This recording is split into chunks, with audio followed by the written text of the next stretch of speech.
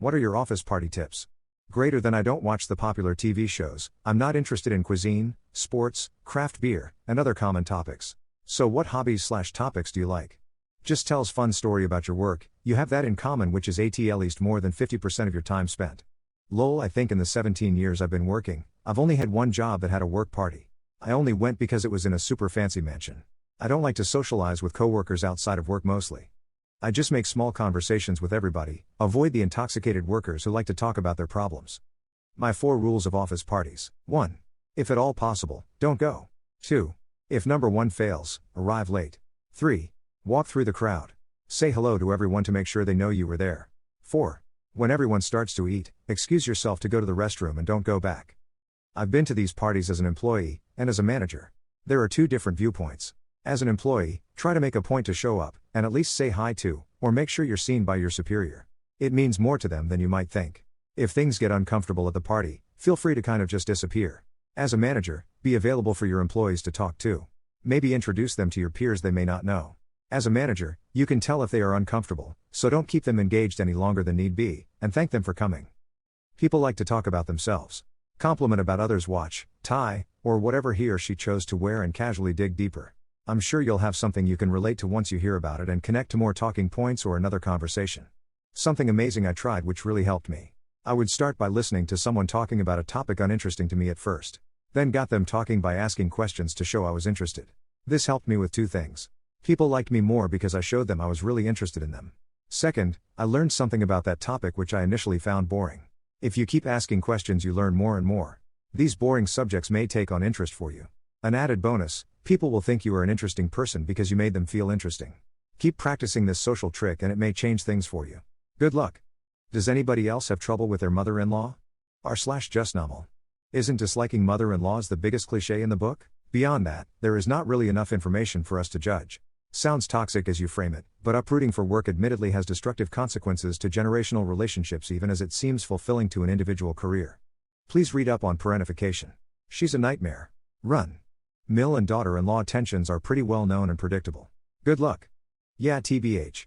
She likes to go to the emergency room a few times a week so we have to go with her. She gets anxiety attacks so she always thinks she's having a heart attack instead. It's getting annoying because the doctor insists she's fine but maybe she just likes the drugs they give her. Your husband is still a child.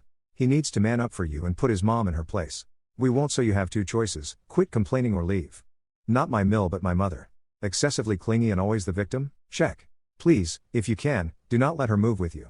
Have your soul make his choice now rather than later. Otherwise, resentment will build in your relationship because she will forever be competing for his attention and will be jealous when you get it. She will also play the victim and blame you anytime that things don't go exactly her way, no matter what it is, even if it is about your relationship. If it has to do with her son, trust me, she is the victim and she will try to convince you so that you are at fault for any perceived slight. We moved far away from my mother and have been happily married for 30 years. Good luck. They wish they could walk around their house naked all day? I don't. I like clothes. Yet one more reason to not have kids, thanks.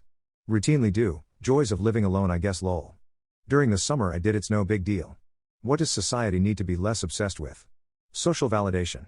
I know too many people that just have to upload everything to social media, will spend too much time taking pictures and retaking pictures so it is perfect, staging photo opportunities, creating videos in hopes of going viral, using their children in their efforts to become relevant on a wide scale, sometimes just straight up posting lies for attention.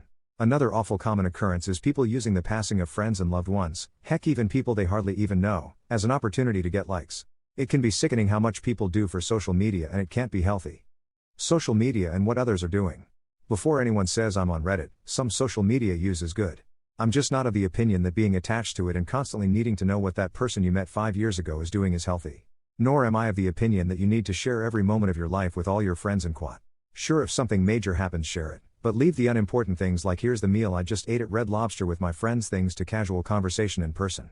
Same goes for being obsessed about what celebrities are doing all the time. Themselves. Love and respect for groups that have traditionally been targeted by society is enormously important, as is attention to mental health and well-being. But we're not going to have the resources to protect and nurture any of those things if the portion of the population that wants progress doesn't work together. Fascists want you to give up on and disengage from society. It's part of their stochastic terrorism, because it weakens the protections for those they wish to target with violence and corruption of the law. The idea of celebrity.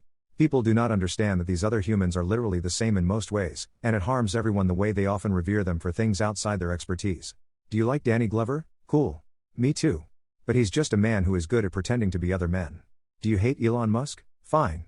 But he's also a person who has known tragedy as well as success. Joe Rogan is almost as dumb as he claims to be, and Neil deGrasse Tyson is not as smart as believed to be. And it's okay. What we need to do is look within ourselves, and try to improve that. Let go of the possessions of this world, and that includes the ideas encompassing the notion of celebrities. What are we all starting to dislike more and more, the older you get?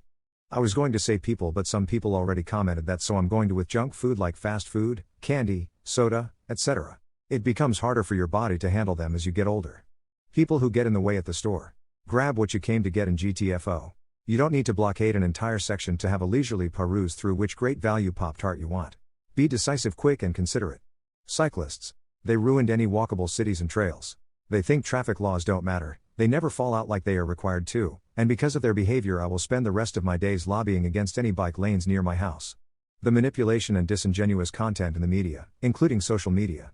It's almost impossible to see any kind of content that hasn't got a biased political agenda. I don't know why I can't just ignore it all, but it winds me up so much that people fall for this. I'm finding that the older I get, the more I'm enjoying things that I thought were, before, different opinions, tastes in music and art. It's all opening up for me and I'm appreciating it more than I did in my youth. Humanity in general.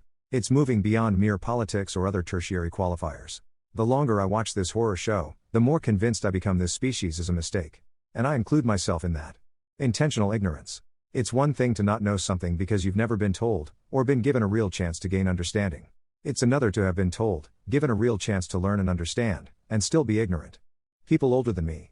Stubborn, immovable, racist, set in their ways. If I hear things were better back in my day once more, I'm gonna wrap them in cling film and smother them to death. There's a reason things are so up, and it's not young people. I'm 60 BTW, so can say these things. Working. It just sucks, and I have a decent job too. Sorry to be that grumpy old, but no matter what your job and how high you've crawled up the shaft of promotion, you're still expendable and replaceable. People, noise, body starting to fail, kooks, antitions, nonsense, conspiracy fantasists. Grossly stupid people. Also all the useless, in shops. Why do we need meerkats in Santa hats? What are things city people don't understand about country folk? Moved out to the country and had our first snow. My car got stuck in the driveway as I was coming home late that night, and when I woke up the next morning my 70-year-old neighbor was on the ground hooking it up to a chain so he could pull it out with his truck. Another time I was in a hurry and didn't scrap the frost off my windshield. I ran into the gas station, and when I came over with a chainsaw and cut it up and then haul it off with his bobcat. And I had only lived there for about 6 months and didn't know any of those guys. City people, not all of us have cows and a farm.